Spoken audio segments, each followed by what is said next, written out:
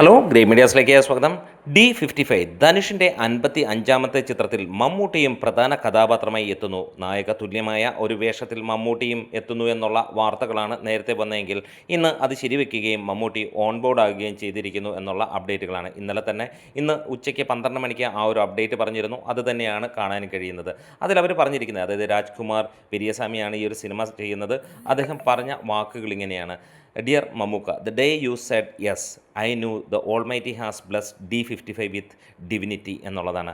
I am honored and ecstatic to welcome you, our very own Mammootty sir, on board for the film. Can't wait to see your magic unfold along Dhanush sir. ഇങ്ങനെയാണ് പറഞ്ഞിരിക്കുന്നത്.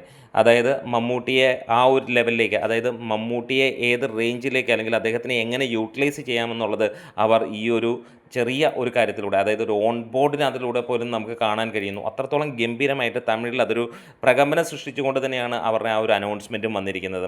7 വർഷങ്ങൾക്ക് ശേഷമാണ് മമ്മൂട്ടി തമിഴിലേക്ക് എത്തുന്നത്. മമ്മൂക്കയുടെ ആ ഒരു Tamil entry നമുക്ക് എല്ലാവർക്കും അറിയാം. കഴിഞ്ഞ ദിവസങ്ങളിലെ സംസ്ഥാന അവാർഡുകളിൽ തമിഴ്നാട്ടിൽ സാധാരണ ജനങ്ങളിൽ ഏറെ ചർച്ച ചെയ്യപ്പെട്ട ഒരു വിഷയമായി മാറി പേരൻപ് എന്ന ചിത്രം. പേരൻപിന് എന്തുകൊണ്ട് മികച്ച നടനുള്ള അവാർഡ് കൊടുത്തില്ല, മികച്ച നടിക്കുള്ള അവാർഡ് കൊടുത്തില്ല, മികച്ച സിനിമയ്ക്ക് ഉള്ള അവാർഡ് കൊടുത്തില്ല എന്നുള്ള ചോദ്യം തമിഴ്നാട്ടിലെ സാധാരണ ജനങ്ങൾ നോക്കുകയാണ്. അല്ലെങ്കിൽ അവരവരുടെ ഇഷ്ടതാരങ്ങൾക്ക് ലഭിക്കുമ്പോൾ പോലും അവരുടെ ചോദ്യം 2018 അർഹനായത് മമ്മൂട്ടിയും പേരൻപുമായിരുന്നു എന്നുള്ളതാണ്. സാധനയായിരുന്നു മികച്ച താരത്തിനുള്ള അവാർഡ് നേടേണ്ട ആ ഒരു ആൾ എന്നുള്ളതും അവരെല്ലാവരും എടുത്ത് പറയുന്നു. എന്തായാലും റാമിനും മികച്ച സംവിധായകനുള്ള അവാർഡ് ലഭിക്കണമെന്ന് പറയുന്നു. അതിനുശേഷം ആ ഒരു ഓൺ ബോർഡിലേക്ക് എത്തുമ്പോൾ അത് തന്നെ ഒരു മണിനാദം പോലെ ചെവിയിൽ കേട്ടുകൊണ്ട് തന്നെ ഇരിക്കുന്നു. അവിടെയുള്ള ജനങ്ങളെല്ലാം ഇന്ന് വലിയ സ്വീകരണമാണ് മമ്മൂട്ടിയുടെ ഈ ഒരു അനൗൺസ്മെൻറ്റിൽ, അല്ലെങ്കിൽ മമ്മൂട്ടി ഈ ഒരു സിനിമയിലെ പ്രധാന കഥാപാത്രമായി എത്തുമ്പോൾ അവർ നൽകുന്നത്. കാരണം മമ്മൂട്ടി തമിഴർക്ക് അത്രത്തോളം ഇഷ്ടമാണ്. അദ്ദേഹം ചെയ്തിരിക്കുന്ന സിനിമകളിൽ 90% തമിഴിൽ വമ്പൻ ഹിറ്റുകൾ തന്നെയാണ്. പ്രേക്ഷകർക്ക് മമ്മൂട്ടി സിനിമകളെല്ലാം തന്നെ വലിയ ഇഷ്ടവുമാണ്. എന്താണെങ്കിലും ഈ ഒരു സിനിമയിലേക്ക് എത്തുമ്പോൾ ഒരു കാര്യം ഉറപ്പിക്കുകയാണ്: മമ്മൂട്ടി അവിടെ വീണ്ടും ഞെട്ടിക്കും എന്നുള്ള, അല്ലെങ്കിൽ ഞെട്ടിപ്പിക്കും എന്നുള്ളത് തന്നെയാണ്. എന്തായാലും സായി പല്ലവി, ശ്രീലീല തുടങ്ങിയ വലിയ രീതിയിലുള്ള ഒരു താരനിര തന്നെയാണ് ഈ ഒരു സിനിമയ്ക്ക് വരുന്നത്. വമ്പൻ ഹിറ്റടിക്കാൻ തന്നെ ഒരുങ്ങി ഈ ഒരു സിനിമ വരുമ്പോൾ ധനുഷിനൊപ്പം മമ്മൂട്ടിയെ നമ്മൾ നേരത്തെയും കണ്ടിട്ടുള്ളതാണ്.